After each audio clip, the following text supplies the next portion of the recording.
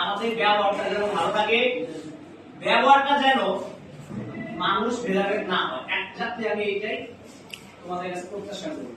হ্যাঁ, কে ধনী, কে গরিব, কে উঁচু, কে নিচু, হ্যাঁ, কে কালো, কে ফর্সা, আমাদের সোজা কথা ব্যবহারটা যেন মানুষের ভেদাভেদ না করে। হ্যাঁ, কারণ একটা জিনিস মনে রাখবা যে মানুষটার ব্যবহারের কারণে বুদ্ধি রূপে না। ব্যবহার এমন এক জিনিস যেটা দ্বারা খুব সহজে একজনের মন জয় করতে পারবে, ঠিক একই রকম ভাবে একজন মানুষকে চূড়ান্ত রকম কষ্ট দিতে পারবে।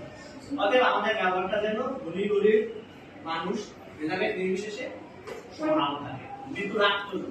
এটাই হলো শিক্ষক হিসেবে একমাত্র। ঠিক আছে, এই হলো আমার